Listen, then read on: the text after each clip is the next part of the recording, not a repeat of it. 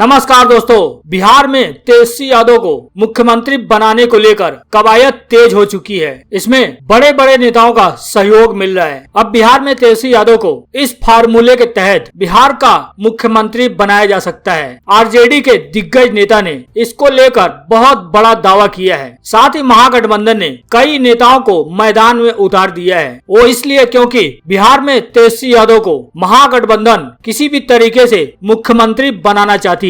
लेकिन अब तेजस्वी यादव को बिहार में मुख्यमंत्री बनाने को लेकर जो फार्मूला आरजेडी ने तैयार किया है, उसमें कहीं न कहीं बिहार की राजनीतिक सरगर्मियां तेज हो चुकी हैं। जी हाँ दोस्तों, क्या दावा किया है आरजेडी के इस दिग्गज नेता ने, आपको पूरा विस्तार से बताएंगे। लेकिन इससे पहले अगर आपने हमारे चैनल को सब्सक्राइब नहीं किया है तो नीचे दिए गए लाल कलर के सब्सक्राइब को बटन को दबाकर चैनल को सब्सक्राइब कर लें और साथ ही घंटी के बटन को भी ऑन कर लें, जिससे कि इसी तरह के खबरों का अपडेट हम जैसे ही दें वैसे ही आपको मिल जाए। साथ ही इस वीडियो को लाइक और शेयर भी करें। जी दोस्तों, आपको बता दें, बिहार में लगातार आरजेडी कोशिश में जुटी हुई है कि तेजस्वी यादव को कैसे मुख्यमंत्री बनाया जाए। लेकिन अब जो दावा किया गया है कि इस फार्मूले से बिहार में तेजस्वी यादव सरकार बना सकते हैं, ये दावा कोई और नहीं आरजेडी के मनोज झा ने किया है, जो कि आरजेडी में उनकी हर बात सुनी जाती है। यानी उनके कहने से आरजेडी अपना फैसला भी बदल लेती है। इसी नेता ने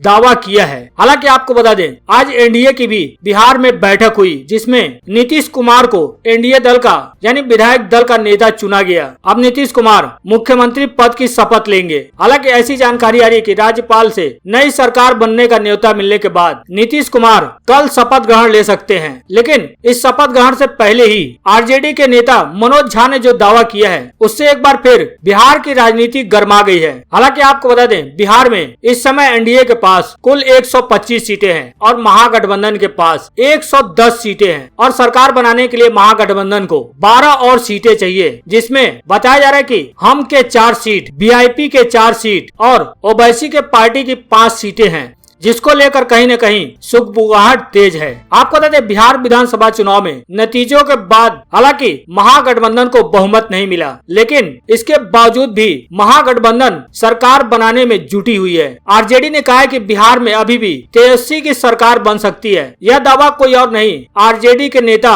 और राज्यसभा सांसद मनोज झा ने किया है। मनोज झा ने कहा है कि बिहार अपना ही स्वतः स्फूर्त प्लान लेकर आएगा और शायद जल्द ही तेजस्वी यादव बिहार के मुख्यमंत्री होंगे। मनोज झा का बयान इस समय आया है जब नीतीश सरकार का गठन का प्रयास चल रहा है। मनोज झा ने ट्वीट करते हुए कहा कि जनता जनार्दन के फैसले और प्रशासन द्वारा जारी नतीजों के बीच फासले को समझने के लिए जरूरी है कि जनादेश प्रबंधन की अद्भुत कला को समझा जाए। ये कला सबको उपलब्ध नहीं है, इसलिए बिहार के युवा, संविदा कर्मी, नियोजित शिक्षक स्तब्ध हैं। बिहार अभी भी खुला हुआ है। पत्रकार से बातचीत करते हुए आरजेडी के दिग्गज नेता मनोज झा ने कहा कि कुछ दिन इंतजार कीजिए, 40 सीट लाके जनता द्वारा खारिज कर देने के बाद अगर कोई व्यक्ति विशेष मुख्यमंत्री बनने का ख्वाब देख रहा है तो ये ख्वाब बिहार को नहीं पच रहा। आरजेडी नेता ने दावा किया है कि बिहार में अभी भी तेजस्वी की सरकार बन सकती है। इसको लेकर यानी बहुमत जुटाने के लिए एक टीम भी बनाई गई है। इसमें बाहुबली नेता अनंत सिंह और रीता लाल यादव को बड़ी जिम्मेदारी दी गई है। आरजेडी ने बाहुबली अनंत सिंह और नवनिर्वाचित एमएलए रीता लाल यादव को यह जिम्मेदारी दी है। तेजस्वी ने महागठबंधन सरकार के जुगाड़ के लिए जो टास्क फोर्स बनाया है, उसमें अनंत सिंह और रीता लाल यादव निर्दलीय से लेकर जो भी विरोधी दल के छोटे घटक दल हैं या फिर जो दल महज 1-2 सीटों पर ही जीते हैं, उन्हें महागठबंधन के लिए तैयार किया जाएगा। हालांकि यह सभी रणनीति गुप्त तरीके से बनाई जा रही है। आरजेडी ने उन सभी नेताओं को जिम्मेदारी दी है जो पैसे के मामले में काफी मजबूत हैं और मैनेजमेंट में भी आगे हैं। तेजस्वी यादव ने एमएलसी सुनील सिंह और राज्यसभा सांसद अमरेंद्र सिंह धारी पर इस काम को लेकर भरोसा जताया है और साथ ही इसमें मनोज झा को भी लगाया गया है, ताकि जैसे ही बात बनती है उसे अंजाम तक पहुंचाने के लिए मनोज झा उपस्थित रहें और उस काम को अंजाम तक पहुंचाए। हालांकि गुरुवार को आरजेडी विधायक दल की बैठक में तेजस्वी यादव ने साफ कर दिया था कि एनडीए की सरकार ज्यादा दिनों तक नहीं चलने वाली। ऐसे में तेजस्वी यादव की एक गुप्त टीम ऑपरेशन प्रिपरेशन में लग गई है। इससे पहले महागठबंधन सीधे तौर पर एनडीए में शामिल हम और वीआईपी यानी मांझी और मुकेश सहनी को डिप्टी सीएम का ऑफर दे चुकी है, जिसमें मांझी को विधानसभा स्पीकर और मुकेश सहनी को डिप्टी सीएम और उनके विधायकों को मंत्री पद देने का ऑफर भी कर चुकी है। हालांकि साफ साफ तो नहीं, लेकिन कहीं न कहीं दबे जुबान में ही इन दोनों पार्टियों ने इस ऑफर को ठुकरा दिया था। लेकिन अब भी आरजेडी हार नहीं मान रही है। आरजेडी लगातार इनसे संपर्क में है और तेजस्वी को मुख्यमंत्री बनाने के लिए पूरी जद्दोजहद में जुटी हुई है। हालांकि इन सब कोशिशों के बीच तेजस्वी यादव ने बीजेपी और जेडीयू पर बड़ा हमला बोला है। आपको बता दें, बिहार विधानसभा का चुनाव शुरुआत होने से पहले ही तेजस्वी यादव लगातार अपने चुनावी रैलियों में कई मुद्दे को उठाते आ रहे हैं। हालांकि अब महागठबंधन ये चुनाव हार गई है, लेकिन जनता के प्रति तेजस्वी यादव का अग्रसित होकर मुद्दे उठाना खत्म नहीं हुआ है। दिवाली के मौके पर राष्ट्रीय जनता दल आरजेडी के नेता तेजस्वी यादव ने ट्वीट कर लोगों को दीपावली की बधाई देते हुए एक बार फिर इन मुद्दों को दोहराया है। तेजस्वी यादव ने कहा कि हम अशिक्षा, गरीबी, भ्रष्टाचार, बेरोजगारी, अफसरशाही के साथ साथ दवाई, पढ़ाई, कमाई, सिंचाई और सुनवाई में व्याप्त घनघोर अंधेरे को खत्म करने के लिए प्रतिबद्ध हैं। इसके बाद उन्होंने अपने संदेश में जय हिंद भी लिखा है। हालांकि कल नीतीश कुमार 7वें बार मुख्यमंत्री पद की शपथ लेंगे। बताया जा रहा है कि 4:30 बजे शाम को नीतीश कुमार शपथ लेंगे। हालांकि सुशील कुमार मोदी जो पिछले कार्यकाल में डिप्टी सीएम थे, उनको लेकर अभी सस्पेंस बना हुआ है कि वो डिप्टी सीएम बनाए जाएंगे या फिर नहीं। हो सकता है उनके जगह पर किसी और को भी बनाया जा सकता है, क्योंकि एनडीए की बैठक में नीतीश कुमार को जब एनडीए का नेता चुना गया, उसके बाद सुशील मोदी का कहीं दूर दूर तक नाम भी नहीं आया कि वे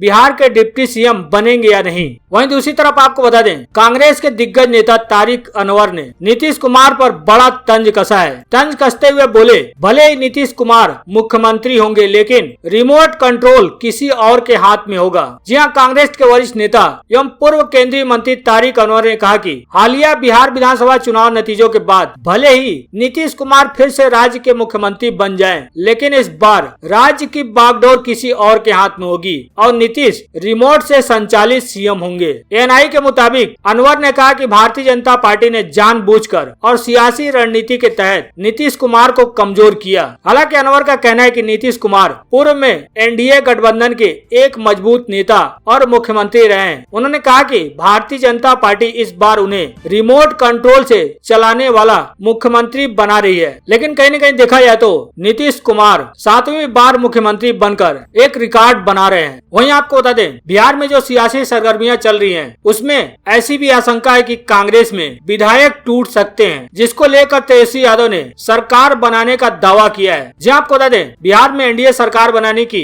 कवायद में लगी हुई है, लेकिन इन सब के बीच ही कांग्रेस को अपने विधायकों की टूट का डर सता रहा है। कांग्रेस ने विधायकों की टूट की आशंका के चलते फिर से विधायक दल की बैठक बुलाई है, जिसमें छत्तीसगढ़ के सीएम भूपेश बघेल भी और कांग्रेस नेता अरविंद पांडे भी मौजूद रहेंगे। मिली जानकारी के मुताबिक इस बैठक में सभी नवनिर्वाचित विधायकों से आमने सामने बात होगी, जिसमें विधायकों से बात की जाएगी और उनको भरोसे में लिया जाएगा। बताया जा रहा है कि यह बैठक सदाकत आश्रम में होगी। हालांकि बिहार प्रभारी बीरेंद्र सिंह राठौर ने टूट की आशंकाओं को सिरे से खारिज किया है। वहीं तेजस्वी यादव को इस बात का पता चल गया कि कांग्रेस के विधायक कहीं न कहीं टूट सकते हैं, इसलिए उन्होंने महागठबंधन की बैठक में विधायकों से दावा किया है कि सरकार उनकी बनने जा रही है। तेजस्वी यादव ने अपने विधायकों से अपील की है कि वो अगले 1 महीने तक पटना में ही रहें। सूत्रों की माने तो तेजस्वी यादव को गठबंधन में से कांग्रेस के कुछ विधायकों के